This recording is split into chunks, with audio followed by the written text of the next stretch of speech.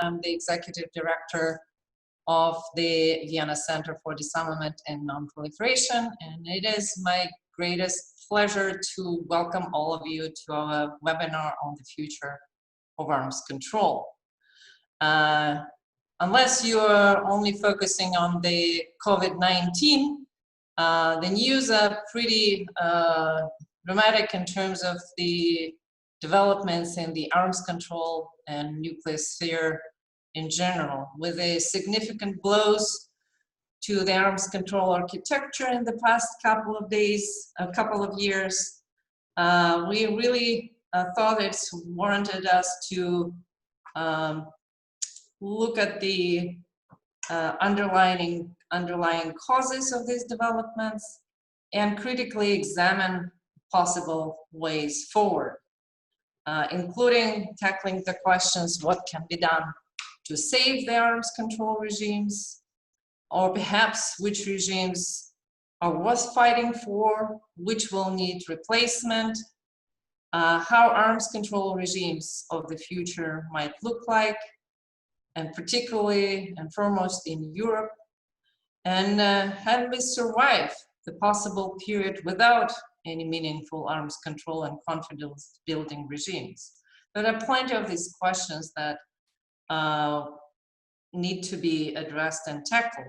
And we have an outstanding panel today to address these issues.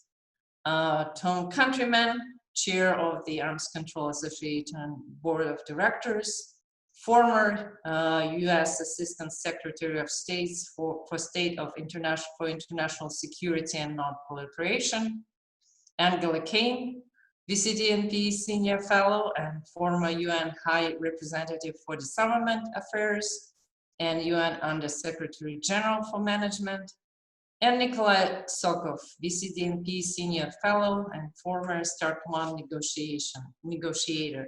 I'm sure many of you who follow arms control and nuclear issues are very well familiar with them. So I won't say more introductions of their biographies, but before I pass the floor to the first speaker, a few notes about how we're going to proceed today for the event on Zoom. So I think we got all the procedural issues out of the way, and I'm really delighted to give the floor to our first speaker. Tom, please take us away. Thank you very much, Elena. It is a real pleasure to be able mentally to jump out of my suburb and see folks from around the world, or at least talk to them.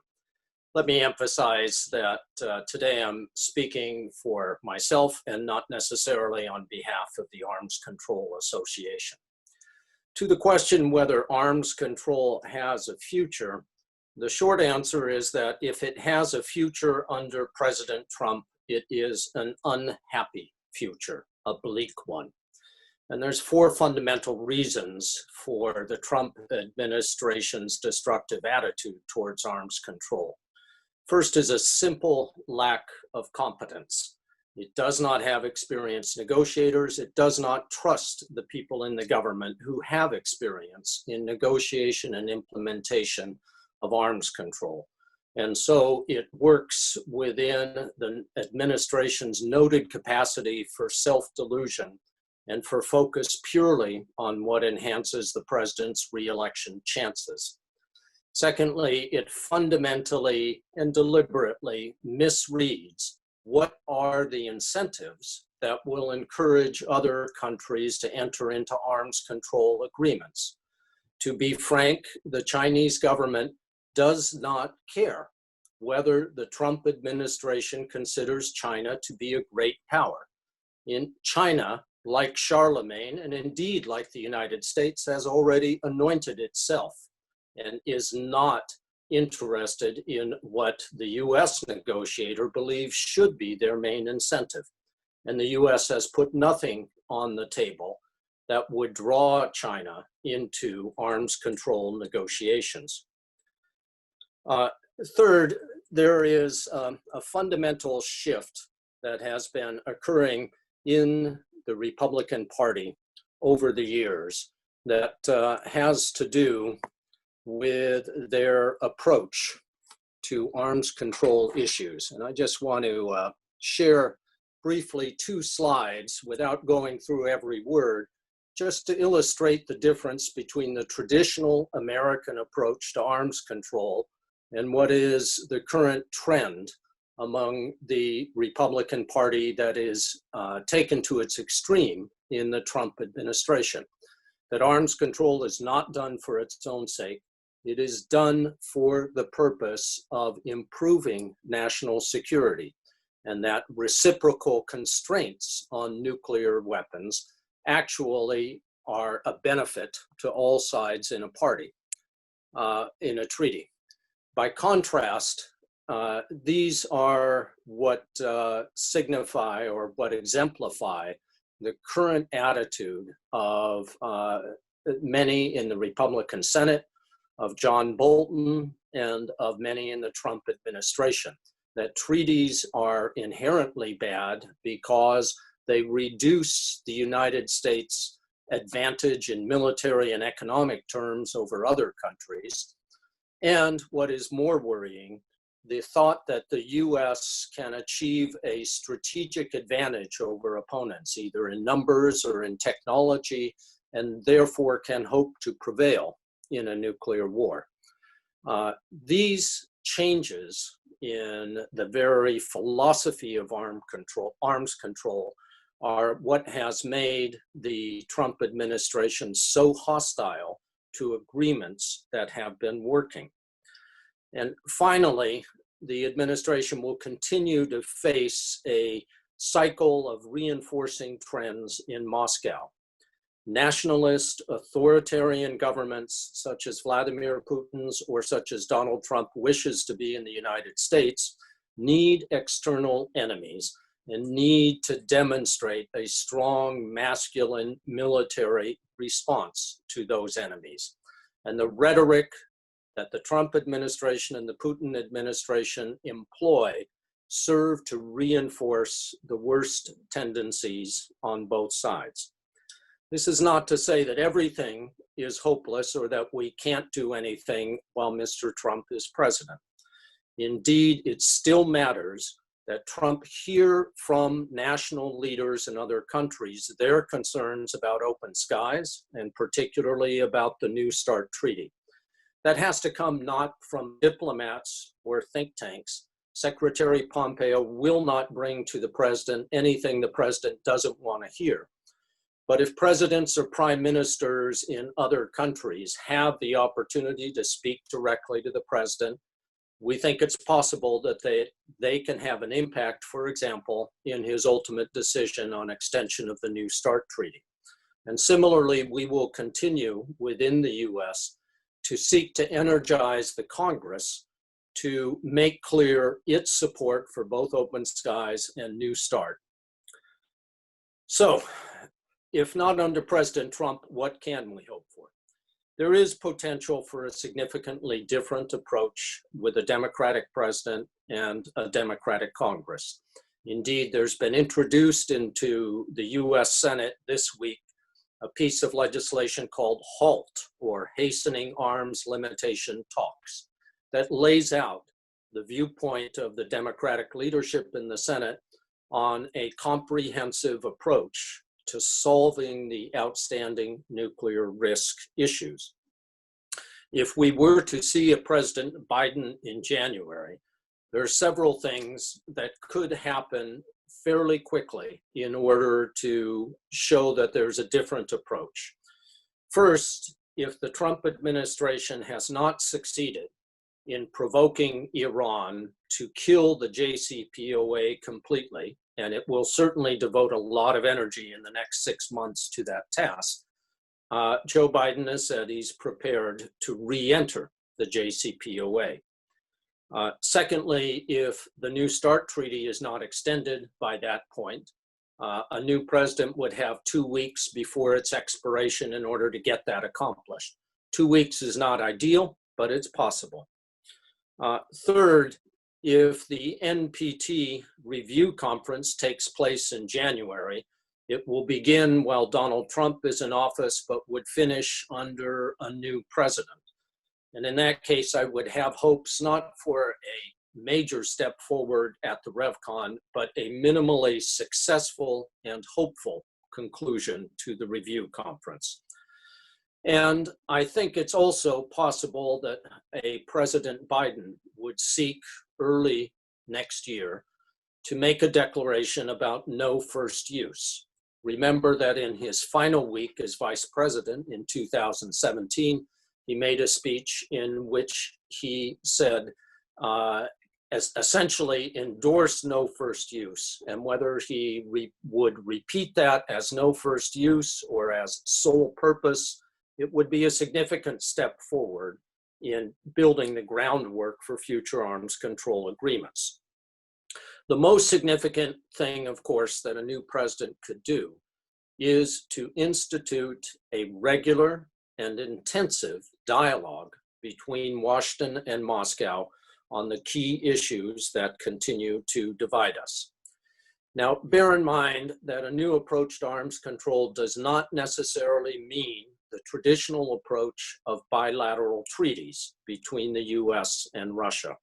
We may see increased use of non-treaty agreements, which have been used successfully in the past by Washington and Moscow in order to make certain limitations. And this might be the practical approach, given the fact that the US Senate is still likely to remain a graveyard for any proposed treaties. Second, there's the possibility that we could vary from the traditional approach of strictly symmetrical requirements in arms control treaties.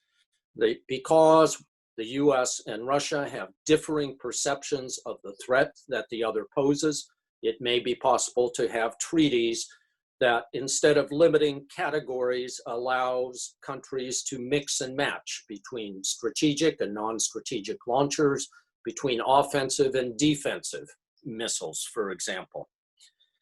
It is important that they focus early on risk reduction measures, that is, on how to reduce the possibility of an accidental nuclear war through miscommunication or false alarms.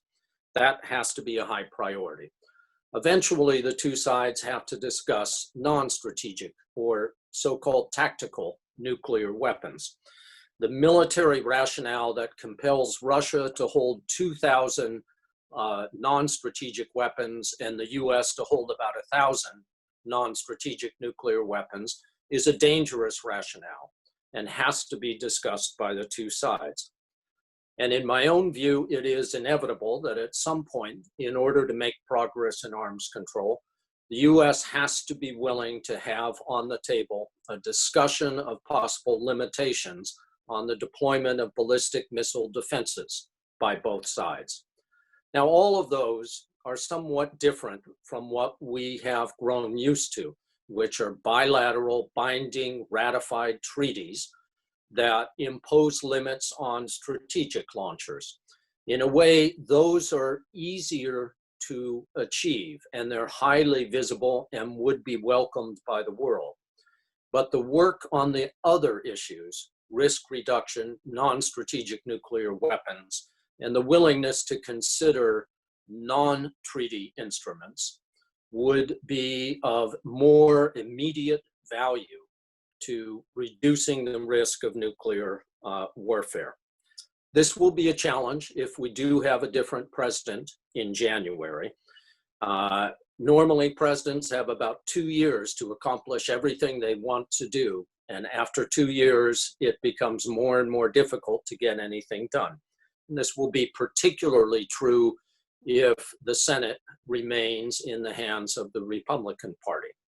But what a president can do is to ensure that in those 2 years there is established a regular dialogue with Moscow, eventually bringing in Beijing as well, that can demonstrate a series of smaller results, if not a major new treaty. And that is the hopeful future that I commend to you and that we should be praying for. Thanks. Thank you very much, Tom, and really appreciate you also bringing the U.S. perspective and both the current administration and possible future administration. I was told here by my technical team that the live streaming was delayed a little bit, and some people may not have heard my announcement that they can send their questions through events@vcdnp.org. So those of you who are watching us on YouTube, that's where you could send your questions. And without further delay, I would like to pass the microphone to Angela. Thank you very much, Elena, and hello to everyone who is watching, as well as my fellow panelists. It's always good to see everyone. I'm grateful that Tom has already set out in such clarity the situation that is prevalent in the United States. And I also appreciate the fact that he's focusing on a change in administration and then proposes to have a number of issues that could be done if a new administration comes in, rather than continue the bleak picture, as he called it, the unhappy picture in arms control that we currently have. Now, I've been asked to focus on Europe and also to focus on multilateralism. And when I look back at the picture of what we've had in the last couple of months, I think that really the pandemic has underlined more than ever the importance of multilateralism and also of globalism, because no matter what we believe or what we want to do, we do live in a totally interconnected and interdependent world. We've always known that because it's always like climate change doesn't end at the borders. But I think that the pandemic and also the weakness of the global supply chains has really never been our concern, because we've just not been exposed to that. Now, Europe has always been so aware of its national borders, not only because the world wars, but also our continent contains so many different countries, even more since the Iron Curtain came down in the early 90s. But on the other hand, the post-Cold War realities, the expansion of the European Union, then Brexit, and then also the election of President Trump have really defined the last years here in Europe. And then we wonder, what are the core issues when it comes to geopolitics, or in a narrower sense when it comes to arms control and defense? And I want to mention three particular points. The transatlantic partnership has always been of paramount importance to Europe. And however, after Trump got elected, the faith in this bedrock guarantee of NATO's collective defense, the Article 5, has been profoundly shaken. And now it seems all about money. Spending is really at the heart of defining defense. And the focus of the debate is the threshold of the 2% military spending, as if that figure could put Humpty Dumpty back again and get Europe back into the good graces of the Trump administration. And that, of course, brings me to the question, is the discussion about military hardware really relevant in this day and age? The compatibility of tanks, of equipment, of troops. It seems to me that this is a discussion that's really stuck in the Cold War. And I question whether military hardware will indeed guarantee the security of people and the borders on the European continent, because these are really not the threats that we're facing today. And I also wonder which country in our neighborhood here do we really need to safeguard against with military power? I mean, who are our enemies here? Do we really need to protect ourselves from Russia? And I should mention that Russia is our latest trading partner for oil and gas. And what we have heard, and Tom has underlined that, is of course the destruction of the entire arms control by the US, except for the last remaining treaty. But I'm glad you also emphasized the importance of not only treaties, but also of other agreements that have been made, which I think are very often overlooked. Also the bilateral relations between the US and Russia, which are so important. And what also concerns me in this context is that we have heard about the possibility of the US resuming nuclear testing, and something that is, I would have thought, totally unimaginable even a year ago or even 2 years ago. But the norm against nuclear testing has been so strong, and I feel that if that is violated, there are more barriers that will be breaking down. And what I'm also concerned about is that every action has a reaction, and increased military expenditure is followed by others. And that's why we are now in really an arms spiral that is already very strongly ratcheted up. CIPRI just published the figures on military spending on a global scale, and it's now close to $2,000 billion per year. And that actually last year had the largest increase in an entire decade. So you wonder, shouldn't our priorities be totally different? I mean, shouldn't we be thinking about spending money on different issues? There was a survey a couple of months ago among the millennials here in Europe, and 80% of them believed that nuclear weapons are a threat to humanity. And I'm just hoping that these millennials will come into power very soon so they can actually do something about changing this parameter. And that really should give us pause. But I also want to come back to NATO again. And what I find interesting is that just recently, the question of the US nuclear weapons, which are stationed on German soil, have now been put on the political table. This has been an issue that's been for years in the German debate, but it's always been subordinated to the political requirement that it should not happen. There was a government some years ago which had made it a prerequisite to get the nuclear weapons out. But on the other hand, if those weapons are withdrawn, and this is now a political debate, or if they are relocated, would that really benefit also the arms control debate? Or would it further fuel the dissension between the US and Europe? And that is a relationship that we know is already greatly stressed. And I thank Tom for making the suggestion that Trump should be talked to directly, but I don't really see that happening because, first of all, the G7 is not occurring where that might have been an opportunity, but also I think because the relations are currently so frigid, if I can call it that, I don't really see that there is a personal interface between President Trump and other leaders, particularly from Europe. Now, when I look also at NATO, I find it very interesting because that's where also the relationship with Russia comes in. But the concept of NATO, the strategic concept, is 10 years old. It was done at a time when Obama had just given his Prague speech. It sort of talked about changes in nuclear policy, and NATO's doctrine talked about the Euro-Atlantic area was at peace, as it then said. Now, what I find interesting is that NATO has recently established an expert group that is tasked with looking at the alliance's future. And there are three issues that they're going to be looking at. One is strengthening the unity and solidarity.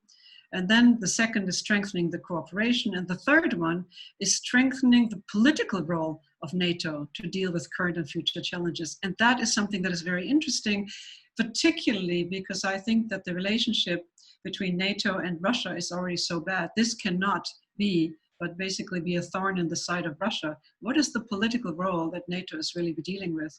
And all these topics are difficult, but particularly because the US withdrawal from the JCPOA and the INF has demonstrated that the unity of the alliance of NATO is really not a given. And that is also very visible to the adversaries who are looking at it. And no decisions have been taken. This is an expert group, but they're setting the lights, shall I say, for the future. And I really, I wonder whether strengthening the political role is something appropriate for NATO, particularly when decisions that affect the alliance are really not made by consensus, but rather at times by tweet, as we have seen. Now, let me get to another point, and that is again within the European Union, and that is the Permanent Structured Cooperation, the so-called PESCO, that was decided just about 2.5 years ago.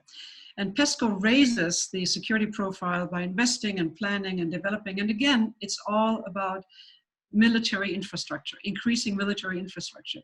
And then I wonder whether it wouldn't be better to invest exactly in talking, negotiating, building capabilities, thinking about a vision for the future. How do we actually want to live together, rather than investing in hardware and basically expanding structures that I find are very much 20th century rather than 21st century. And in my opinion, the EU really must use its clout to engage other major players to rethink arms control. And there was an attempt made about a year ago when Germany, Sweden, and the Netherlands got together to talk about this. But so far, the results have not been, let's say, overwhelming, but I do support it in terms of that I would like to have it go forward and make more progress if possible. I think governments have really difficulties coping. They've been difficulties coping with the Trump election, then the refugee crisis, or first the refugee crisis, then Brexit, and now COVID-19. And many institutions are really cracking, and we have to scramble to really keep up with all of the different situations. But it brings me to my last point, my third point, and that is really the cooperation in multilateral fora.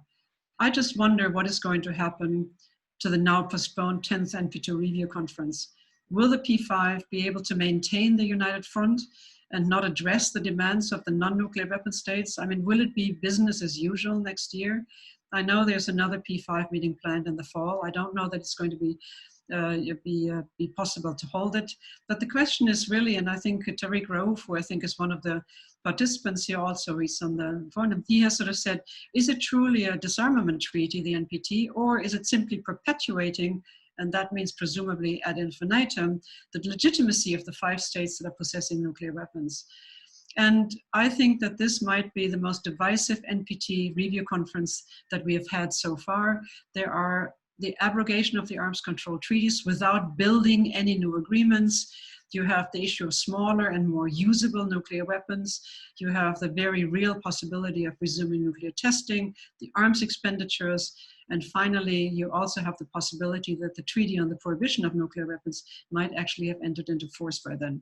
Could be squeaking by, but still.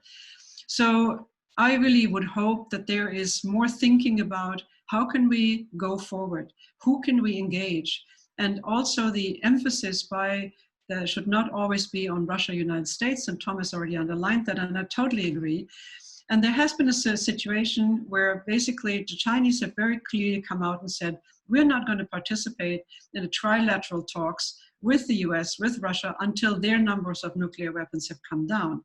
But then there has been a suggestion to say, if it is not with the US and Russia, how about the other 2 nuclear powers, meaning the UK and France, because their numbers are more on a similar level. And so therefore, and maybe if it is not a treaty, but in any case, that there would be a sign that there are arms control or that there are talks going on, that would be extremely helpful to basically say that we need to do something to have arms control discussions, if not negotiations, and to pave the way. What I can sort of see is that Europe has made tremendous efforts to be leading the pack, so to say, with the Helsinki process, for example. I mean, that was revolutionary at the time. And I would really like to see that, again, there's new thinking about it, there's a new vision coming up, there are new ideas that are coming out that are dealing with all kinds of issues. I mean, new technologies is one of them as well, but that there is an effort made where there's a larger group that is going to be put together to say we need to do something to come up with a new way of thinking and not only be stuck in the old paradigms of what we've done before, which is very 20th century, and which is very much Russia and the US. And now we have also a third global player, and that is China, as Thomas also pointed out, and that is evident to everyone. And we need to take that into account. Europe needs to be that 4th player as a whole. And that is something that I very much hope. And I don't want to lay all of the issues at the feet of Europe, but I think that others must engage. And Elena mentioned at the very beginning that we have participants on this webinar for many different countries and for many different continents. And I'm hoping that our discussions, and you will engage with us, will contribute to the new thinking that I hope that will come out of it. Thank you. Thank you so much, Angela. You know, it's really several really excellent points, and many of the suggestions that I see from your presentation are already corresponding with Tom's suggestions. But it's a very interesting way of looking, like, wow, we're looking at the right things in the right way in the 21st century, particularly that point about why we're continuing discussion of the hardware. I think it's really something that needs to be focused much more than it used to be. And of course, we all love to see more role of Europe, and hopefully it will deliver on that.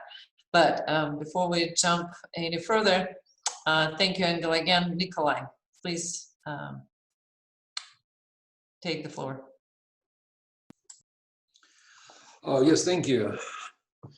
Well, it's not easy to speak after such two excellent speakers, but I hope that my presentation does fit into a lot of points that were made by both of them. Yes, arms control is in crisis. We're losing agreements one by one. Yes, and of course we need to preserve whatever is left of arms control, all as we know it.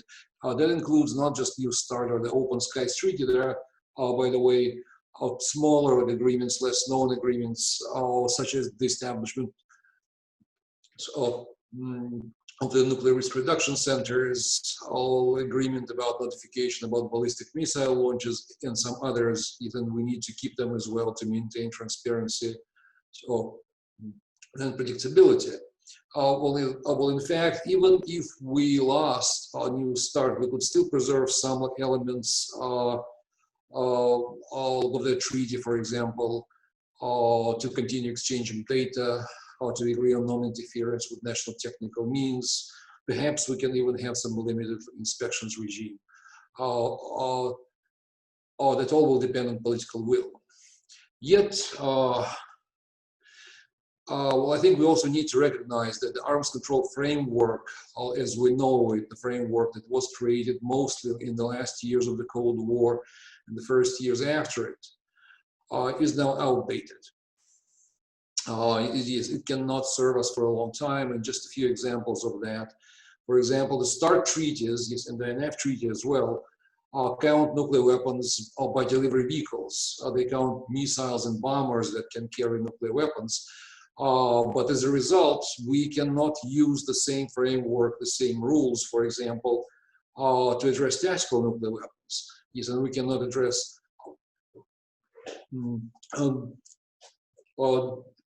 dual capable missiles. The INF treaty, it's really tragic that we lost it, but we also need to keep in mind that it only addressed one part, very important part, the central part, but just only one part of the relevant weapons. In Europe, the ground-launched missiles, and did not address the sea-launched, the air-launched ones. The CFA treaty was extremely useful as well, but it just addressed the traditional forces such as tanks, artillery, and so on and so forth. But since we've seen the emergence of the proliferation of long-range conventional weapons that are now become the primary warfighting tool, yes, and once again, the treaty did not address that. Yes, and just to note here that historically, arms control developed along two relatively kind of separate tracks. Yes, and one addressed nuclear weapons, another conventional weapons.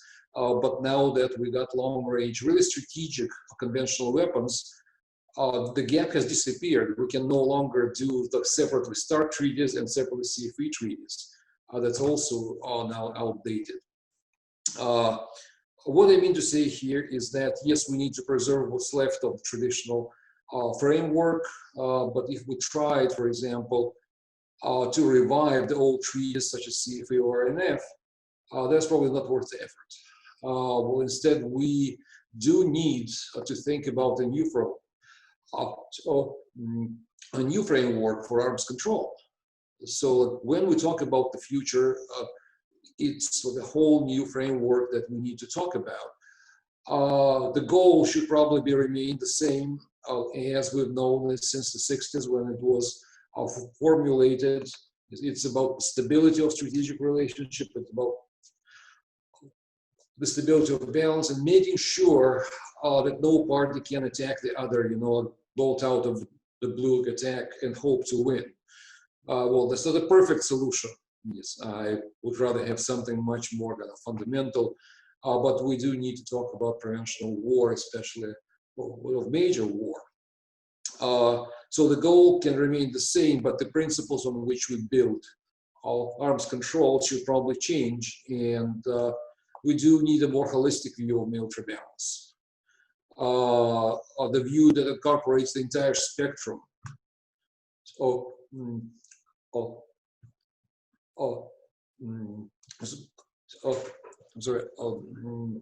arms, nuclear, conventional, offensive and defensive, yes, and accounts for the relationships between different categories. Well, it's not easy, but there is really no other way, I believe. Limitations should be flexible. Well, simply put, like a single nuclear weapon matters a lot. A single conventional cruise missile does not matter much, but 100 or 200 would also matter a lot. So we do need to find ways, maybe to limit them in different kind of ways. Use different approaches. Flexibility of tools. It would be the big mistake to try to create a single, all-encompassing regime. Well, that's not even doable. We do need a network of separate regimes, but as we negotiate those regimes, we do need to keep in mind those relationships. Yes, and they can have different status. Some classical weapons, especially nuclear, may still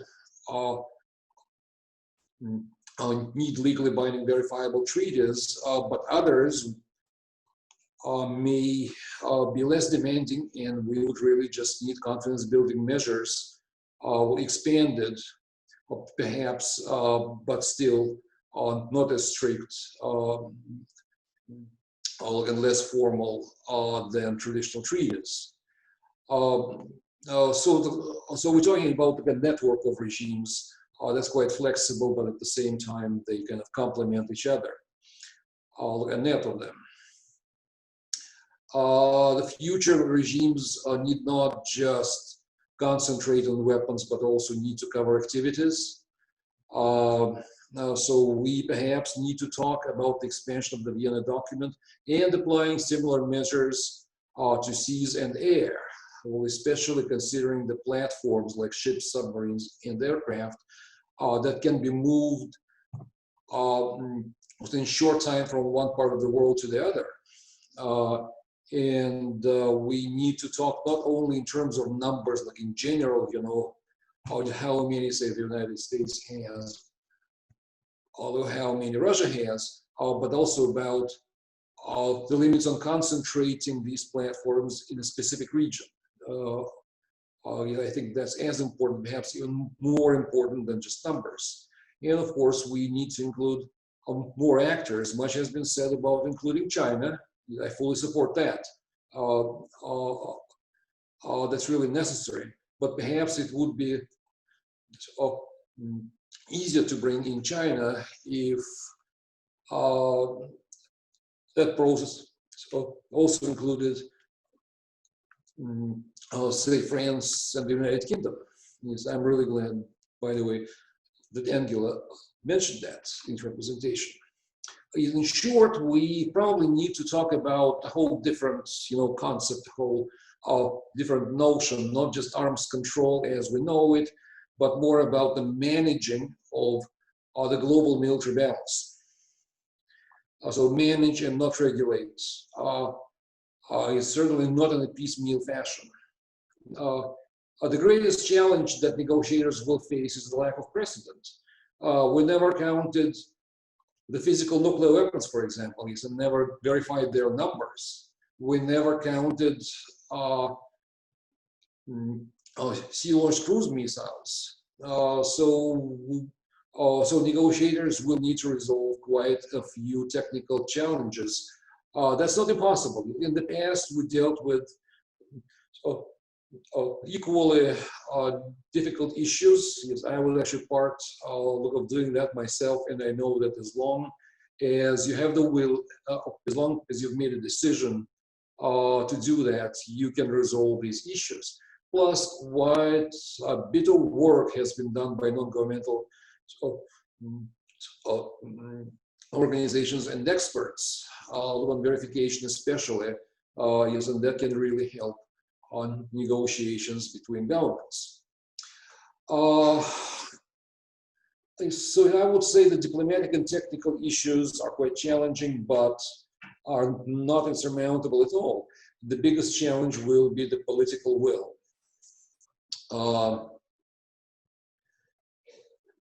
Yes, and especially about changing the positions of the key states, including and especially the United States and Russia, they will need to change their positions. Back in 2010, 2011, as the two countries were ratifying a new START, the ratification resolutions codified into law certain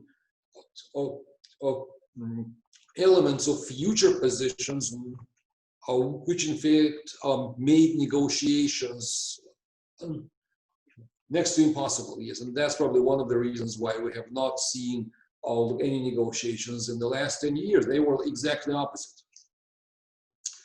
Moscow is really taking a much harder approach than historically has been the case. During the time when I was negotiating, the approach was, okay, let's agree on what's possible to agree, and things that the United States is not ready to discuss, we'll discuss later. That now no longer works in Moscow. They now, instead of that concessions should be matching. The United States will probably face the greatest challenges with regard to discussing missile defense or long-range conventional weapons. Incidentally, the current US position that refuses to discuss these is completely outdated. Yes, it was really good while the United States maintained, almost monopoly, but now that Russia has these weapons and is closing the gap, well, I think really Washington is way, way, way too late changing its traditional position. So I hope that it does. Eventually, it seems quite obvious, but the political process in the United States is very difficult. But there is a broader and more fundamental condition to see progress in arms control. We do need to learn one important lesson from the Cold War. During the Cold War, the two sides were locked in a major political conflict. They competed, they were in conflict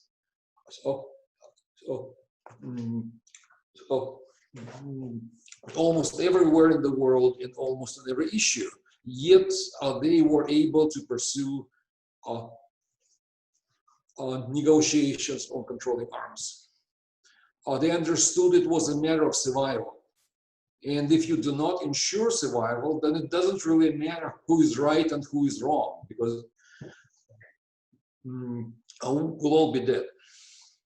And we lost that ability with the end of the Cold War. We no longer can separate arms control, security, all those kind of things from the rest of the conflict. Things you hear constantly is that, we cannot deal with the other side because they're bad. Yes, and we're good. So let's wait until they become better, until they mend their ways. I think that's a very wrong attitude, because you do need arms control, you do need confidence building, you do need transparency, not because the other side is good or bad, but because it's a matter of survival for everyone. Incidentally, that lesson should now apply not just to the United States and Russia, but also to a lot of other countries, including in Europe, who find it very difficult to separate political conflict from survival, the human race, or from the survival of Europe in general, more specifically. So let's not think about the Cold War as something we should leave in the past. There are some useful, actually, lessons, because we survived the Cold War, and now we actually need to survive the post-Cold War. Thank you. Thank you, Nikolai. Yeah, you're obviously right that we need to mostly and foremostly learn how to actually talk to each other, listen to each other, and negotiate, which is very difficult in the current situation and with current administrations and actors. And we do have a number of really good questions. They are coming both from Zoom and from emails. And I try to combine some of them because otherwise we won't have much time to talk about them. Some of the questions are related to the upcoming June 22nd meeting between Russian Foreign Minister Ryabkov and the US Special Representative Billinger on arms control. And there are kind of two sides of this question. One is about what are the expectations in general to that meeting, and second, whether like what if they want to able to bring China. Obviously that's probably not going to happen. What else they can discuss beyond just bringing China, whether they can discuss the extension of STARTs and others. So I think I'll probably give the floor to Tom and Nikolai to try these questions. Tom, would you mind going first? Happy to. I do not have high expectations for the meeting Monday. I think it's positive that it's happening. I think it is important that the two sides talk about the modalities of extending New START. I know that the Russian side will be prepared to do that. I do not know if the US negotiator will be prepared to do that. If the only focus is a political one, that is the US negotiator seeking to get more material for the Trump re-election campaign that enables Mr. Trump to bash China and to say how strong he is, then it will not be a very useful meeting. If after making those points about it's too bad China is not here, the US negotiator approaches Russian concerns seriously and makes serious proposals that are on the bilateral level, then this meeting has some potential. But given that this White House is incapable of thinking about any issue except through the lens of whether it aids the president re-election, I do not have high hopes for Monday. Thank you, Tom. Nikolai, would you like to add something? Well, I generally agree with what Tom said. One big question on my mind is whether the condition that the United States has put on extending New START, the involvement of China, is a real condition or it's a tactic.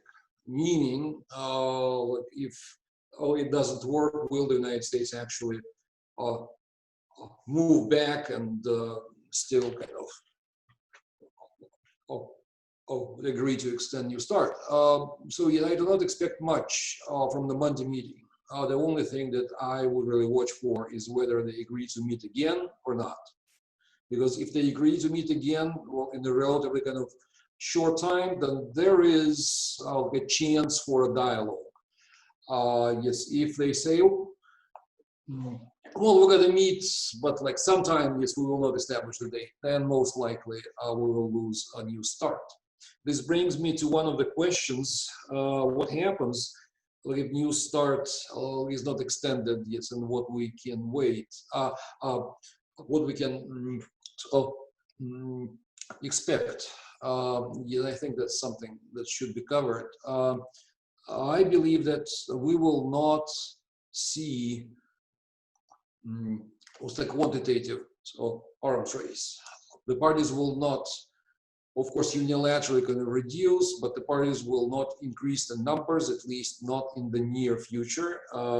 That's not likely, but we will see more active qualitative arms race. Yes, and Russia will continue perhaps to expand the current programs, which are supposed to run until 2025. The United States plans the new round, so improvement of replacement in 2025. So until so next 5 years, it will be Russia. The following 5, you don't know how many years it will be the United States, but overall we'll see the qualitative arms race under conditions of almost no transparency and under conditions when both sides will proceed in their planning from the worst case scenarios and will talk about the other side trying to gain advantage. Yes, and we'll respond to reimagined kind of scenarios. That's like the 1950s, 1960s kind of situation. Is that's why we need to extend New START, and that's why we need to maybe try to preserve at least some elements if we lose that treaty. Thank you, Nikolai. I'm juggling a few kind of questions here. Maybe I'll again try to combine them. But several questions are looking at some other regimes. And one question that came from Zoom Q&A is from Jacek Savage. Good to hear from you.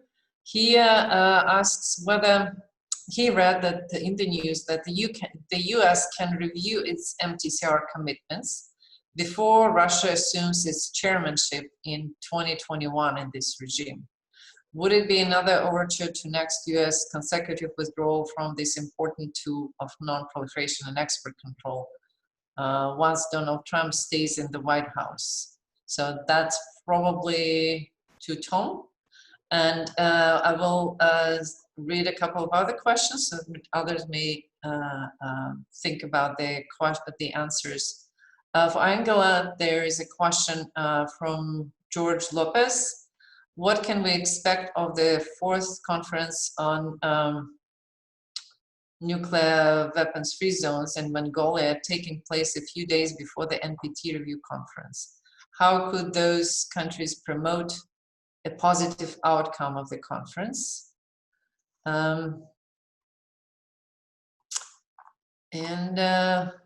Okay, let's have these questions first. Tom, would you like to go ahead about the MTCR? It's a very good question. I do not know the answer. I am disappointed, of course, that the Trump administration wants to ignore the MTCR guidelines because it sees the commercial possibility of selling long-range drones to other countries in a way that's contrary to MTCR guidelines. When money is involved, then the Trump White House does not calculate any of the negative effects of such a decision. Whether it would go further and actually withdraw from the MTCR, I have no idea, but it is not surprising that it raises this possibility simply as a means of disruption and distraction, which is the very hallmark of the Trump administration. In the end, I don't know what it would do. Yeah, thank you, Tom, for attempting to answer that question. Obviously, that's really something that we still learning how to live with what comes out of White House nowadays. One question that before I give Angela floor on the Nuclear Weapons Free Zones Conference, there were a couple of questions related to deterrence, and particularly a question to Nikolai that he can maybe he can elaborate on his recent piece on the recent Russian nuclear deterrence policy, but also to Tom with regards to what are the more recent kind of developments in the U.S. deterrence policy, and how it's in general the deterrence policy is developing nowadays. And one question that has been put on the table regarding the role of the OSCE in the arms control. Particularly that is coming from the email exchange. The OSCE did gain more political relevance, particularly after the Crimea and Ukraine crisis. But how it could be a more active player in the arms control future. So while you were thinking about these questions, I'll have Angela to try attempt the question on the Nuclear Weapons Free Zones Conference. Well, the holding a conference on the nuclear weapon-free zones right prior to the NPT review conference is actually something that has happened traditionally. And it used to be Indonesia that was holding them, and now it's Mongolia that has taken them over. What can be done? I think, first of all, it is a group of like-minded who come together and could also serve as a pressure point. As you know, the Treaty of Tlatelolco was the first one, was the first nuclear weapon-free zone, first Latin America, later on Central America and Caribbean was included after one dealt with the question of the Panama Canal, which was not easy then under US control. But what really would like to see not happen is to have a focus on the weapons of mass destruction free zone in the Middle East, because I think that that would be very divisive, and it would also bring in a lot of history and bad baggage, so to say, on the eve of the NPT review conference. What I would like to see happen, however, is that, as you know, there's always a protocol that accompanies each nuclear weapon free zone, and that is a protocol which the 5 nuclear powers either have signed or they have ratified. However, there are a lot of conditions attached to it. And every time there is a UK warship going over down to the Falklands/Malvinas, there is a big hullabaloo about what is going to happen in there. I would like to see pressure put on actually the nuclear weapon states to sign, ratify without conditions, and to actually accept the wish of the countries that have bound together in a nuclear weapon-free zone to respect that that is their zone, which should not have any interference or any conditions that are attached from the nuclear weapon states, with exceptions. That, I think, would be a very helpful outcome if there would be some movement from that point of view. Thank you very much, Angela. Then on the deterrence issues, Tom and then Nikolai. That's a very hard question, and of course there's many different points of view about deterrence. We, of course, have seen that possession of nuclear weapons by the US and the Soviet Union, Russia, have prevented the other from an all-out attack for some 70 years.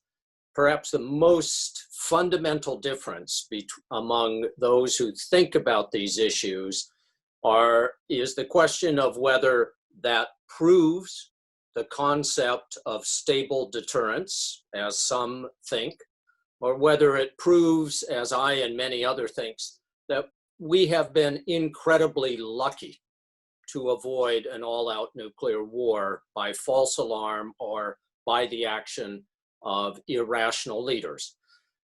In any case, since we have not had an all-out nuclear exchange, and in that sense, deterrence in the broadest picture has been successful so far, it has caused a lot of great minds, and I mean that sincerely, in both Washington and Moscow, to think about the broader concept of deterrence. Are nuclear weapons successful in preventing conventional aggression by one side or the other? And as a consequence, there is renewed focus on the limited, so-called limited use of nuclear weapons, non-strategic weapons in conventional conflict. And more people talking about it in both Washington and Moscow. And the great danger of trying to extend the concept of deterrence into the realm of tactical use of nuclear weapons is that it makes the potential use of such weapons more thinkable to military and political leaders on both sides, and in my view, more likely. So I'm not sure the very concept of deterrence has changed, but people, given enough time, will come up with some dangerous ideas that have effects in the real world. And that's what concerns me about the current discussion of deterrence in Washington and Moscow, and about the continued possession and increased likelihood of use of an incredible number of non-strategic nuclear weapons. Thank you, Tom. Nikolai? Yes, thank you. I cannot, of course, go into detail discussing the Russian nuclear doctrine, because yes, that will take another like half hour. Just two very short points. One, it's a primarily, it's simply a defensive kind of strategy that does intend, first and foremost, deter NATO from using conventional forces against Russia. If you want it conceptually, it's about the same as the NATO doctrine during the Cold War, just reversed and adjusted for new circumstances. But what I wanted to note here, today there was a meeting of the nuclear planning group of NATO. We don't have an official kind of outcome, but as described by media, well, it's apparent that NATO has decided to adjust its military posture and strategy, and in doing so, it proceeds from a completely wrong, actually, reading of the Russian nuclear strategy. And I really seriously worried about that, because if NATO perceives and acts on the wrong reading of Russian nuclear strategy, then Russia will react to that NATO kind of reaction, and it continues in spiral, exactly the way that we saw it during the Cold War. So we already see the dynamic in action. Yes, and there was a very, very big step up that spiral just to make. Thank you. We are running over a little bit of the time that we assigned for the webinar, but if the speakers are fine, and hopefully participants too, I will allow an additional 5 minutes or so. One question that was not answered about the potential role of the OEC in arms control, and also one question that probably more related to Angela is from Nasir Jamo from Zoom Q&A. To what extent will EU likely to engage in talks with India and Pakistan on multilateral arms control issues? Particularly, I guess this is something that is more quite current nowadays. And how do you can engage these two rivals in the arms control? Others are welcome too. Anyone who wishes to tackle the role of the OEC? Nikolai? Angela? It seems like Nikolai is ready to. Yes, I can say a few words. But I'd rather actually cede the floor to Angela, yes, and I will be pleased to add whatever may need to be. I'm sorry, are you handling it or shall I take it over? I think Angela, he Fine, yeah, fine. I mean, basically, I think the OEC has done a great deal. Of course, they've always been focused a lot on conventional arms control, and what is particularly important, of course, is, again, the Open Skies Treaty. I mean, sometimes I wonder, it's a transatlantic alliance because the United States is also in there. Sometimes I wonder whether it wouldn't be better if it would be, let's say, more confined to the larger continent, if I can call it that. But they have a code of conduct for, political military aspects. They have the Forum for Security Cooperation, and they basically have, of course, the CFE. And what I find very important is that there is a dialogue also with regard to the Ukraine. They do have missions in the various countries which they have, which is basically also eyes and ears of what's happening. So that gives a lot of information also back to the OSCE and to sort of say, this is our common space. And that's when I mentioned about the Helsinki process when it started, which I found so important, is that it wasn't only military dimension, but it was also a human rights dimension. And that is something that really complements the whole military political dialogue, that there are other issues that we're dealing with as people, that we're dealing with as a community of nations that are all living very close to each other. And that is something to me that is very, very important. I was surprised that there wasn't more virulent criticism about the open skies abrogation on the part of the United States, because it doesn't affect so much the United States, it primarily affects Europe. So I would have liked to see a little bit more of an outcry of a storm of basically protest that would come over it. But I think that we're still very much in line of the diplomatic community. We're all very polite to each other. And so therefore, we don't really want to take down more. And maybe that is also predicated on the fact that there is a hope, expectation, I don't know what to call it, that there might be a change in the administration in the United States. And so maybe it's just something that one can sit out, if I can call it that. Now, let me also, at the same time, when you ask about the EU engage, since I'm kind of dealing here with the EU perspective, with India and Pakistan, frankly, I don't really see that there is any chance at all that they're going to engage with India and Pakistan. And right now, because of the skirmishes in the border with several people, soldiers dying, I think China also is someone who is a country that is very much involved at this time. But I find it really a shame that basically India and Pakistan have gotten away without any punitive sanctions, without any punitive action whatsoever for having acquired nuclear weapons. I mean, basically, this is something that really has always bothered me, that there's this acceptance, and not only that, that there's a consideration that, they might, China in any case, India in any case, might be accepted into the nuclear suppliers group. There is, and that is also very much what I heard always from the non-nuclear weapon states, there is a double standard that is being applied there. And that is something that is very, very sad. And when you look at North Korea, for example, which are increasing their nuclear weapons numbers right now, and which are destroying whatever goodwill was built up, whether it was with South Korea or whatever. So I think that is very much a situation of concern that has somehow slipped a little bit away from the radar screen. And that is something, again, that should be very much watched and dealt with. Thank you.